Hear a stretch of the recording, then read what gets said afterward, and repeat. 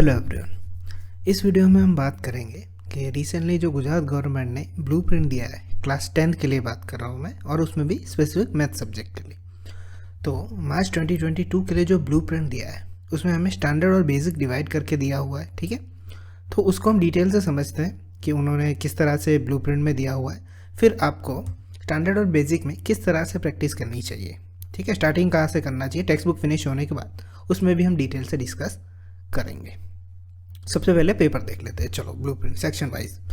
तो देखो स्टैंडर्ड में और बेसिक में यहाँ पे दिया हुआ है, जैसे मैंने यहाँ पे दिखाया हुआ है। सेक्शन ए में स्टैंडर्ड में 24 क्वेश्चन है, 1 से लेकर 24।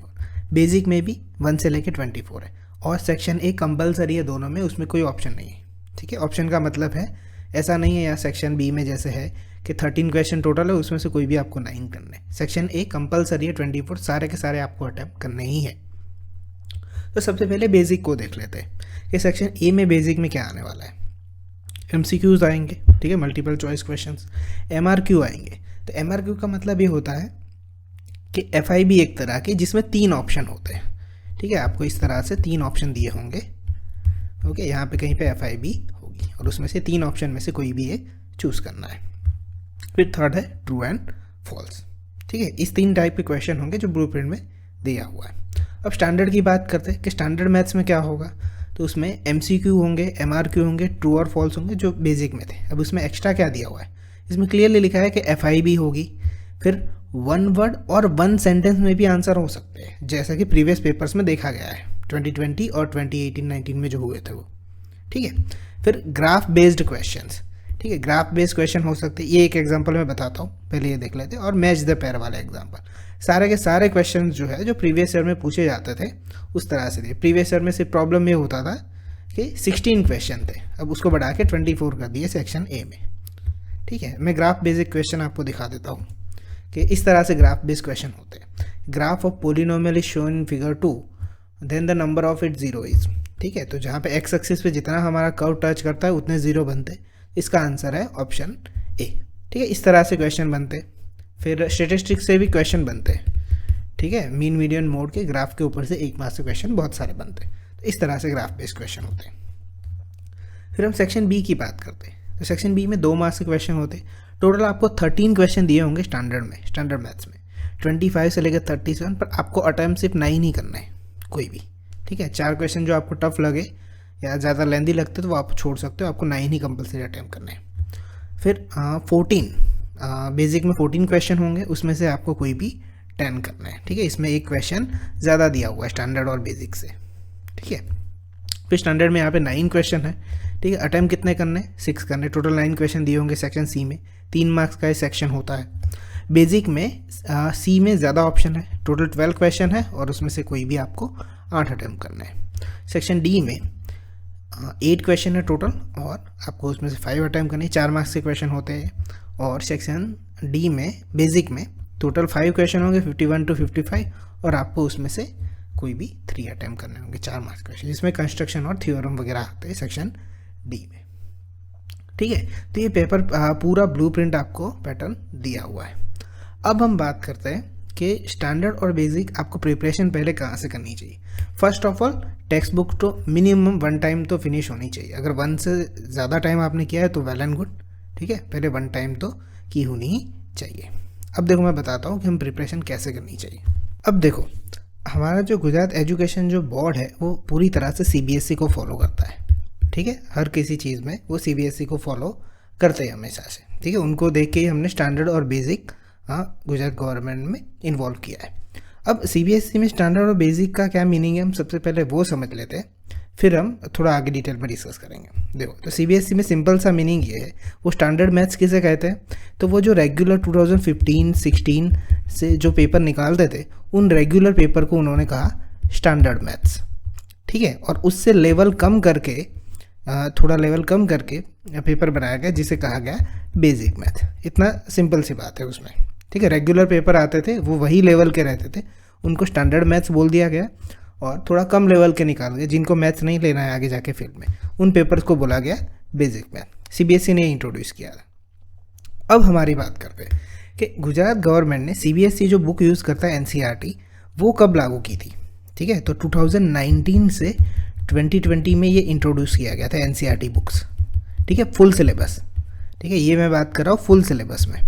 और 2021 में जो कि एग्ज़ाम कैंसिल हो गए उसमें 30% रिड्यूस वाला था, तो ये कोई काम का नहीं है। अब मैं ये सारी चीज़ें क्यों बता रहा हूँ आपको, क्योंकि स्टैंडर्ड और बेसिक के लिए हमें प्रैक्टिस कहाँ से करनी है, वन टाइम बुक फिनिश करने के बाद। तो सबसे पहले फुल सिलेबस पे एक एग्ज़ाम हुआ था 2019 से 2020 में, कि जो बोर्ड का एग्ज़ाम हुआ था वो एक पेपर हुआ था, तो सबसे पहले वो आप सॉल्व करो, क्योंकि वो ऑथेंटिक है, बोर्ड से हुआ है, पेपर तो बोर्ड वाले ही निकालने वाले हैं ना गुजरात का, ठीक है। तो उन्होंने वो बनाया था फुल सिलेबस के ऊपर, तो सबसे पहले ये पेपर सॉल्व करो जो रेगुलर था, बोर्ड का पेपर था, आपको इंटरनेट से मिल जाएगा, या ना मिले तो कमेंट सेक्शन में मुझसे मांग लेना। 2019 से 2020 में ये रेगुलर पेपर हुआ था। अब दूसरा पेपर इसी में हुआ था, जो रिपीटर बच्चे देते हैं ना, वो जुलाई अगस्त में देते, वो एक पेपर आपको वहाँ से भी मिल जाएगा, तो टोटल आपके पास 2 पेपर हो जाएंगे। तो टेक्स्ट बुक फिनिश करने के बाद सबसे पहले ये जो बोर्ड ने पेपर लिए 2 फुल सिलेबस के ऊपर, ठीक है, इसलिए ये 2 पेपर सबसे पहले आप करो, तो आपको अंदाज़ा आ जाएगा। और ये सिर्फ मैथ्स में नहीं, हर सब्जेक्ट में करो। तो आप, क्योंकि एनसीईआरटी बुक पहली बार इंट्रोड्यूस की 1920 में, तो उसके सिलेबस के ऊपर ही बोल रहा हूँ, उसके प्रीवियस वाले नहीं बोल रहा हूँ, क्योंकि प्रीवियस वाले में उस टाइम पे हम गुजरात बोर्ड की ऑफिशियल बुक यूज़ करते थे, जो कि रिप्लेस कर दी गई थी।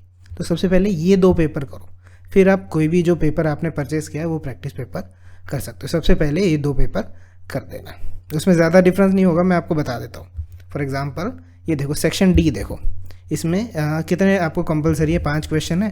तो मैं आपको 2020 का सेक्शन डी दिखाता हूँ, जो ये हुआ था, इस पेपर की बात करो, 2020 मार्च में जो एग्ज़ाम हुआ था उसकी बात करता हूँ। तो देखो, तो ये देखो सेक्शन डी है, उसका सिर्फ एक ही सेक्शन रखा हुआ है मैंने, उसमें ये सेक्शन डी है, उसमें 35 से 39 क्वेश्चन थे, 5 ही क्वेश्चन थे, और उसमें ये 35 और एक और में मिलता था, ठीक है, यहाँ भी एक क्वेश्चन और में था जो ट्राइंगल का था, ठीक है, सॉरी कंस्ट्रक्शन का है।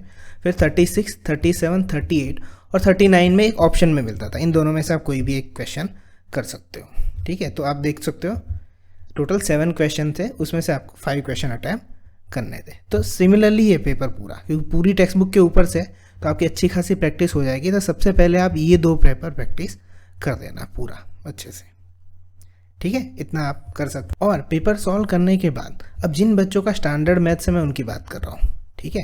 डेफिनेटली सीबीएसई के स्टैंडर्ड के पेपर आपने देखे होंगे, तो आपको पता चला होगा कि टेक्स्ट बुक के साथ उसके जो क्वेश्चंस होते हैं वो उसके ऊपर के लेवल के होते हैं, आरएसआरडी में से होते हैं, आरएस अग्रवाल और आरडी शर्मा जो मैथ्स में बुक्स होते हैं उनके कॉन्सेप्ट लेवल के क्वेश्चन होते हैं।